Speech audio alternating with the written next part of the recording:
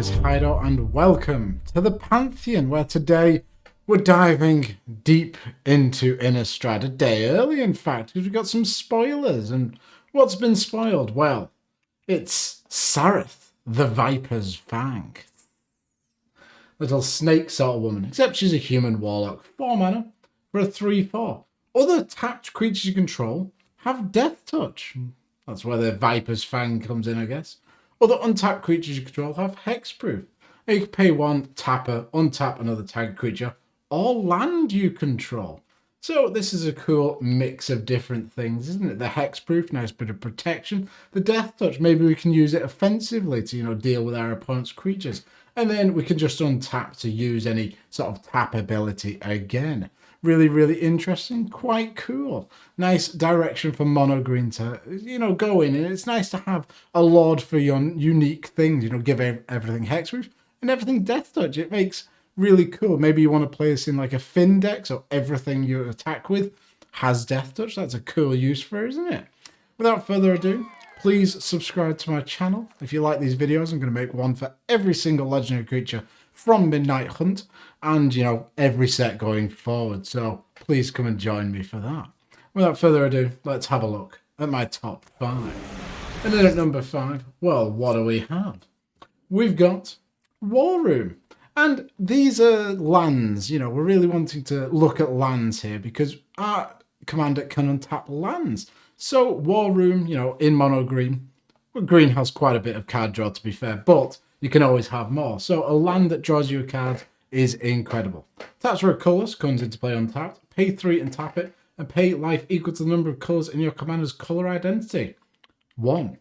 Draw a card. So for 3 mana, you can draw a card, then use our commander, untap it, pay again. So you can draw tons and tons of cards with this. Similarly, we've got Bonder's Enclave. It's a land that taps for a colour, so you pay 3 and tap and draw a card.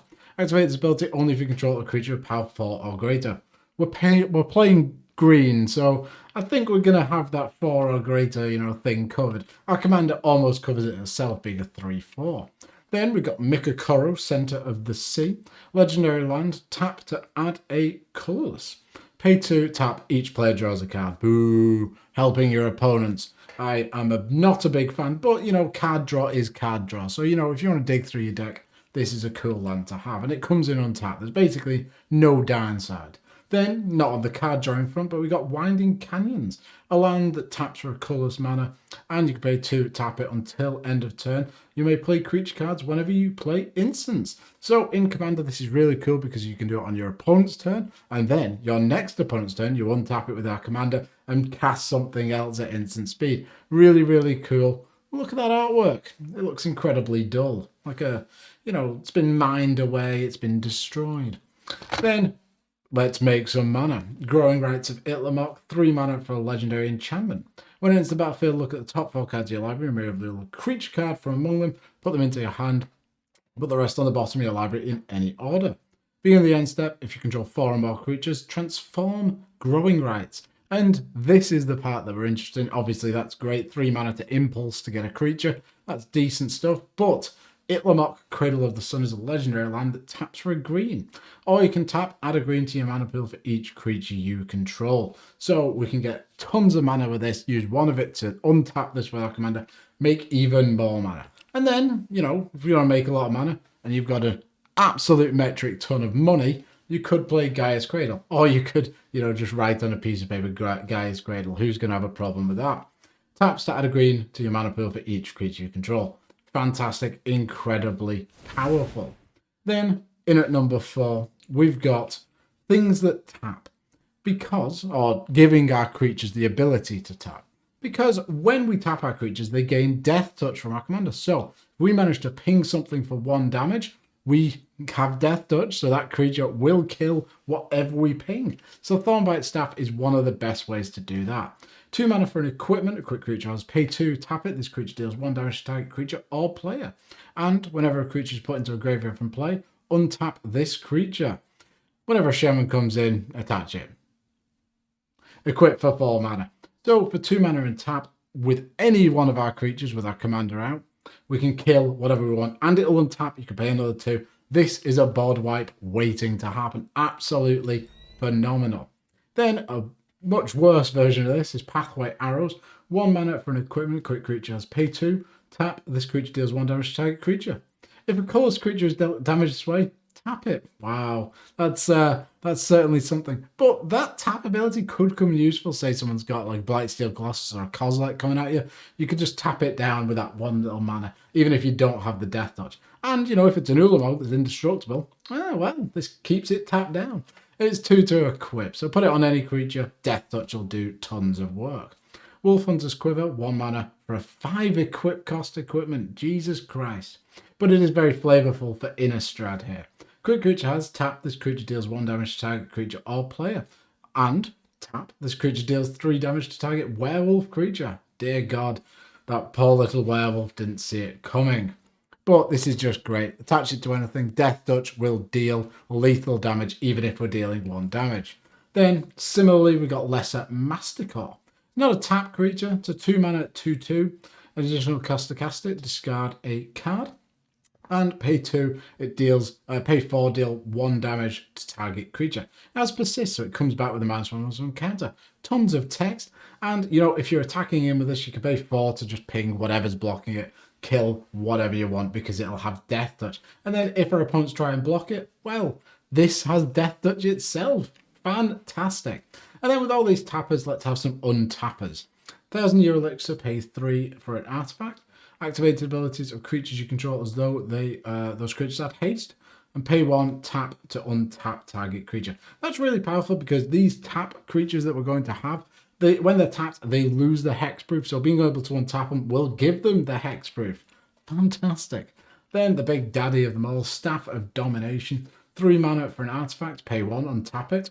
Pay 2 and tap it, you gain 1 life. Pay 3 and tap it, untap target creature. Pay 4 and tap it, tap target creature. Pay 5 and tap it, draw a card. Christ, look at all those abilities. But this can be so powerful with, you know, anything that makes big mana. We can untap a creature.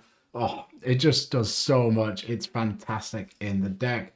Then we've got Magerite Stone, 2 mana for an artifact. Pay 1 and tap it. Untap target creature that has an activated ability with a tap in this cost. So that includes our commander. So if you want to untap 2 lands, you could possibly do that. Really, really powerful. Works fantastically. Which brings me on to number 3. And this is like a sub-theme. Like all of these tap creatures, well, they led me on to thinking about archers. And Greatbow Doyen is a 5 mana 2/4 that other arch creatures you control get +1/+1. Wow, that's phenomenal, isn't it? Whenever an archer you control deals damage to a creature, that archer deals that much damage to that creature's controller. So this is a lord for your archers, you know, that classic creature type. But why are archers so good? This is just a cool card, but the main ones that we're looking at are things like Scattershot Archer. 1 green for a 1/2, tap. It deals 1 damage to each creature with flying. Now that's pretty goddamn cool. I have a problem, you know, a lot of people play dragons against me. Well, you know, you've got a big board of 8 dragons. Okay, fair enough. My 1 mana 1/2 will tap, deal 1 damage, it has Death Touch, kill everything on the board. Amazing for a 1 mana card and just works fantastically in the deck.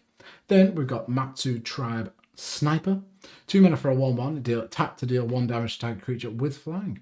Whenever it deals damage to a creature, tap that creature, doesn't untap during its control's next untap step. So, you know, we could potentially, you know, play around with that. But the main thing we want to be doing is just tapping to destroy flyers. Then, well, okay, this doesn't have a tap ability, so we can't give Death Touch, but we can go into combat. 1 mana for a 1/2. It's got reach. Not that bothered. But pay 3, it deals 1 damage to target creature with flying. So once it's attacking, say you have 9 mana up, you can pay 3 mana, kill 3 flyers. Amazing, amazing. Then there's Trophy Hunter. 3 mana for a 2/3, pay 2. It deals 1 damage to target creature with flying. So you don't even need to, well, no, you do need to be attacking. Or you could tap it in some other way. But then you can just ping away. And whenever a creature with flying dealt damage by Trophy Hunter this turn, it's put into a graveyard, put a 1/1 counter on it. So this will just grow and grow and grow, become a massive threat by itself while you're wiping the board of flyers. Then, technically, this isn't an archer, but it's a monger. 4 mana for a Squalled Monger? Creature type Monger? I don't know. Manga, 3/3, pay 2. It deals 1 damage to each creature with flying and each player. Any player may activate this ability. Now, we don't want to be playing flyers, but our opponents do. So having that ability to allow them to, pay that mana isn't that bad. And, if we can whittle down people's life totals, people can just, keep pumping in the 2 mana, pinging everyone, and eventually maybe our opponents will kill our other opponents for us, and then we can swoop in with that archer army. Finally, we've got a Silhana Starfletcher. 3 mana for a 1/3. Comes into play, choose a colour. Probably green in this deck. Tap, add 1 mana of the chosen colour to your mana pool. It can block as though add flying. So, reach before reach was ever printed. This, doesn't work with a theme, but if you want a mana dog that's also an archer, well, this is your man. And the artwork is really nice in foil. That arrow looks amazing. Which brings me on to number 2. And at number 2, well, not all creatures have flying, which, is a serious flaw with this archer sort of tribal deck. Well, let's give creatures flying. And Pixie Queen here, with fantastic artwork by Quentin Hoover, is a 4 mana 1/1. Ooh, look at that. It's got flying and you can pay 3 mana. Target creature gains flying until end of turn. Now, of course, the main use of this should probably giving, our creatures flying so they can swoop over and kill our opponent. But with this, we can give one of our opponent's creatures flying and then ping it with one of our archers. Amazing. Such a cool use for a beautiful card. I genuinely love that artwork. A couple of other ways to give flying here to our opponent's creatures anyway. Evolution Charm, 2 mana for an instant. Choose 1. Search your library for a basic land card, reveal it, put it into your hand and shuffle your library. Return target creature card from your graveyard to your hand, so that might actually be quite useful. Or target creature gains flying until end of turn, so 2 mana, give your commander flying and then it'll ping it to death. Fantastic. Then there's Power Matrix, 4 mana. For an artifact, tap, target creature gets +1% and gains flying, first strike, and trample till end of turn. So actually, to be fair, this is quite useful on our own creatures. We can, give all of those keywords to maybe our commander, swing in for 4, or we can use it on our opponent's creatures. Now, that versatility is what I love in Magic. Then we've got Flying Carpet. 4 mana for an artifact, pay 2 and tap, target creature gains flying until end of turn. So we can force our opponent's creatures into the air so we can kill them. Which brings me on to my number 1 selection. And at number 1, it's the ultimate pinger for this deck. It's Endbringer. 6 mana for a 5/5 Eldrazi. Untap Endbringer during each other player's untap step. Tap, Endbringer deals 1 damage to target creature or player. So we can ping something, it'll have Death Touch when it's tapped. And it will untap during our opponent's turns. And pay a colourless. So we've talked about colourless lands before. Colourless and tap, target creature can't attack or block this turn. So a nice defensive card. Say we're playing against a Voltron deck, we can just keep that commander at bay. But then pay 2, tap, draw a card. And each turn you can untap this and use our commander to untap this as well. Potentially drawing 2 cards on every single turn if you've got enough colourless mana. You play Sol Ring, don't you? I believe you play Sol Ring. This is such a fantastic card in the deck. It does everything we want to do. It's not an archer, it's an Eldrazi, but it's got some arrows flying out of its head. So it's an honorary archer in my eyes. Then let's talk about tapping. Patron of the Orochi, 8 mana for a 7/7 with Snake Offering. You can basically sacrifice a snake and, at instant speed cast it, reduce its mana cost a bit. You're never going to be doing it unless you want to. Well, build a deck around it. Why not? Tap, untap all forest and all green creatures. Play this ability only once each turn. Absolutely phenomenal because this untaps itself as well. So in our turn, we tap it, untap all forests after we cast a couple of spells and all of our tapping pingers. Then we go to our opponent's turn. We can tap this again to untap everything and do that on each turn. It's amazing. Absolutely phenomenal card. And beautiful artwork. Then we got Magus of the Library. 2 mana for a 1/1. Human Wizard, and it taps for a cost mana. So, it helps ramp us up, so, those bigger plays. But tap to draw a card. Play this ability only if you have exactly 7 cards in hand. That is really awesome. I was going to put Library of, not Lang, Alexandria on this list, but who can afford that sort of thing? but just play this double green version of it. You can draw cards every single turn. Absolutely fantastic. Great with our commander. Really, really good. Actually, let's go back a second. Speaking of this, what you can do with that tap ability is if you have 7 cards in hand, tap this, then in response, before drawing the card, untap it with our commander and tap it again to draw 2 cards. Really, really nice. Then we've got Selvala, Heart of the Wilds. Speaking of massive mana, 3 mana for a 2/3. Whenever another creature enters the battlefield, its controller may draw a card if its power is greater than each other creature's power. A lot of the archers we talked about are really tiny, but you're in green, you can play some massive creatures. Then pay a green, tap, add X mana in any combination of colours where X is the greatest power among creatures you control. Absolutely phenomenal. Then you can use one of those mana to untap this, tap it again for tons of mana. Absolutely fantastic. Play some big X spells. Then we'll untap every single turn with Seedborn Muse, which is great with all these tap effects.